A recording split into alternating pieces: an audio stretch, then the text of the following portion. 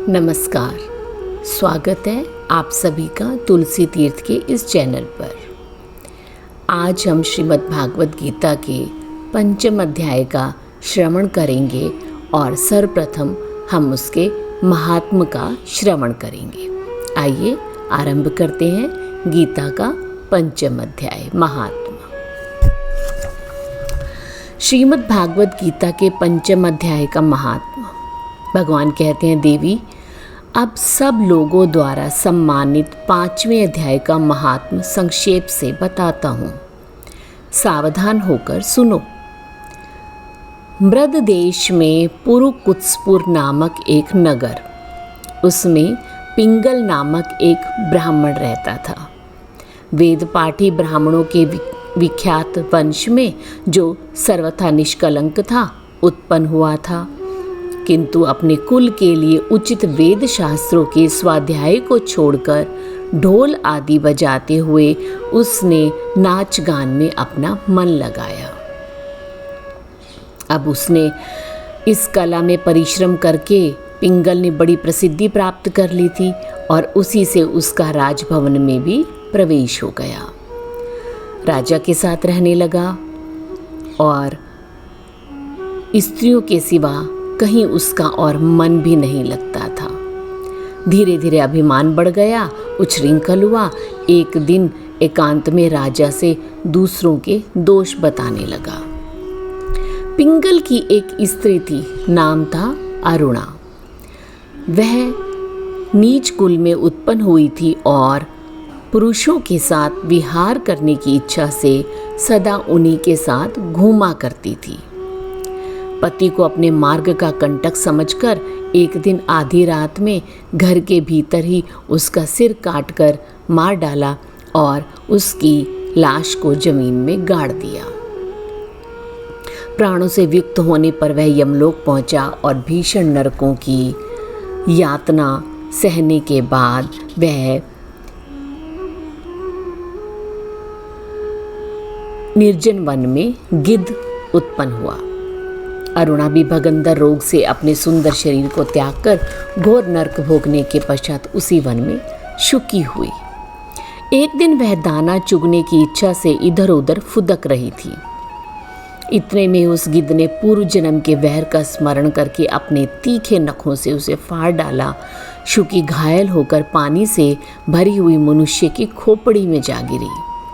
गिद्ध पुनः उसकी ओर झपटा। इतने में ही जाल फैलाने वाले बहेलियों ने उसे भी बाणों का निशाना बनाया और उसकी पूर्व जन्म की पत्नी शुकी उसी खोपड़ी के जल में डूबकर मर गई। क्रूर पक्षी भी उसी में गिरकर डूब गया। अब यमराज के दूत उन दोनों को यमलोक में ले गए। वहां अपने पूर्वकृत पाप क्रम को याद करके दोनों ही भयभीत हो रहे थे।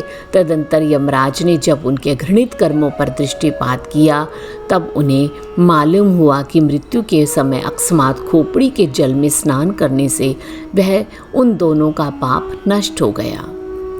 अब उन दोनों को मनोवांछित लोक में जाने की आज्ञा मिली तो अपने पाप को याद करते हुए वे दोनों बड़े विस्मय में पड़े और पास जाकर धर्मराज के चरणों में प्रणाम करके पूछने लगे, भगवान, हम दोनों ने पूर्व जन्म में अत्यंत घृणित पाप का संचय किया है, फिर हमें मनोवांछित लोकों में भेजने का क्या कारण? यमराज ने कहा, गंगा के किनारे वट नामक एक उत्तम ब्रह्मज्ञानी रहते थे। एकांत सेवी थे, ममता रहित थे, शांत थे, विरक्त थे। प्रतिदिन गीता के 5वें अध्याय का जप करना उनका सदा का नियम था। 5वें अध्याय को श्रवण करने पर महापापी पुरुष भी सनातन ब्रह्म का ज्ञान प्राप्त कर लेता है। उसी पुण्य के प्रभाव से शुद्ध चित्त होकर उन्होंने अपने शरीर का परित्याग किया।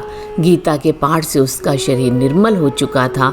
जो आत्मज्ञान प्राप्त कर चुके थे उन्हीं आत्मा की खोपड़ी का जल पाकर तुम दोनों पवित्र हो गए हो। अब तुम दोनों मनोवांछित लोगों को जाओ, क्योंकि गीता के पंचम अध्याय के महात्म्य से तुम दोनों शुद्ध हो गए हो।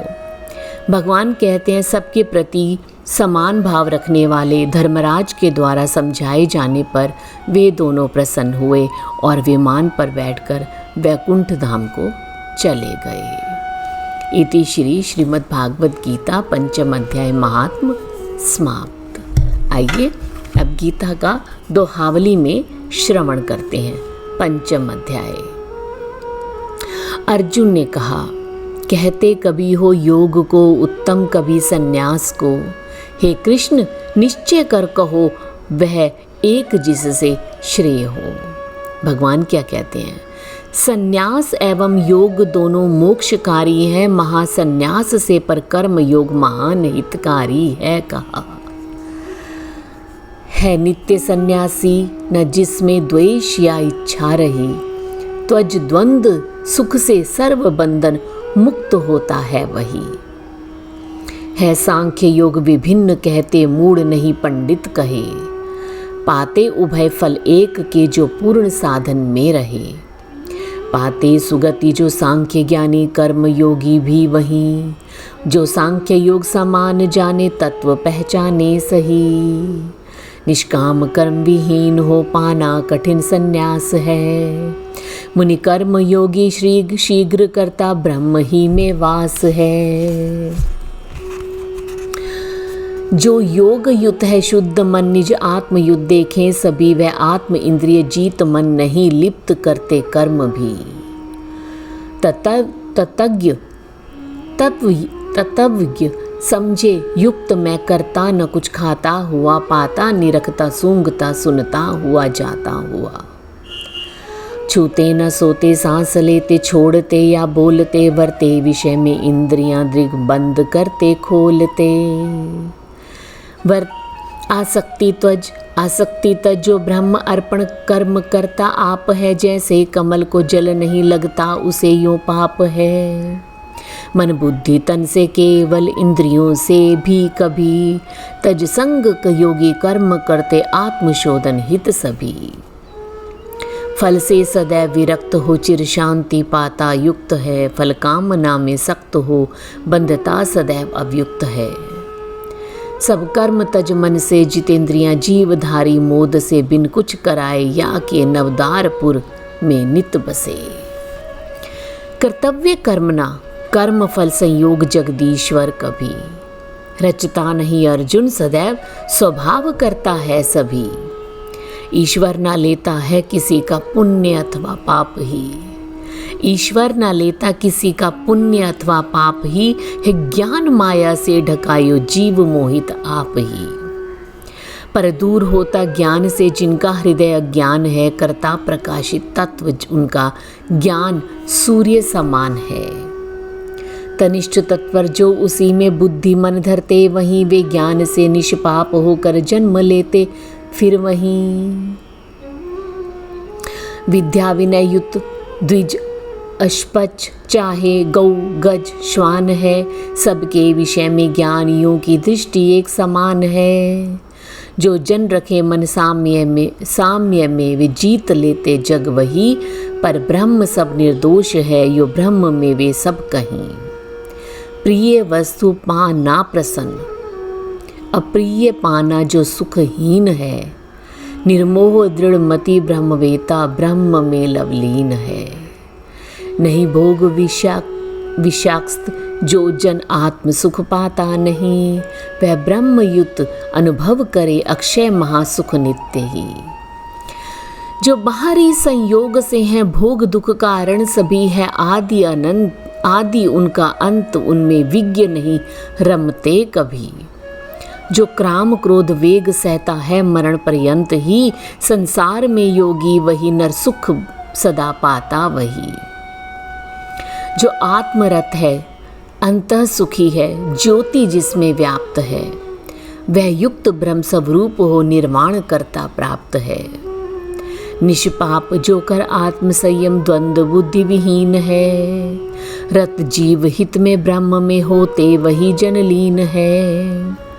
यदि काम क्रोध विहीन उनमें आत्मज्ञान अज्ञान प्रधान है।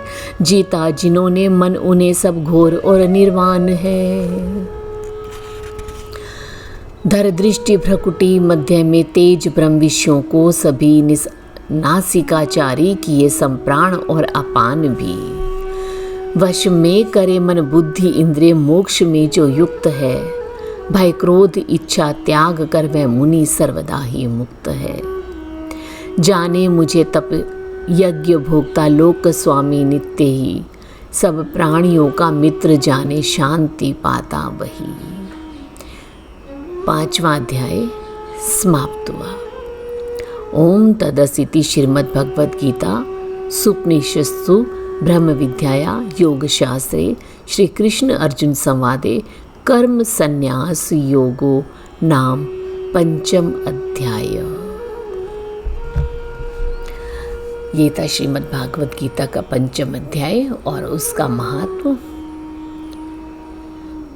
अब अगले पाठ की ओर हम बढ़ेंगे, 6ठा अध्याय। तब तक के लिए नमस्कार। आपने इसे श्रवण किया, इसके लिए आपका बहुत बहुत धन्यवाद। नमस्कार।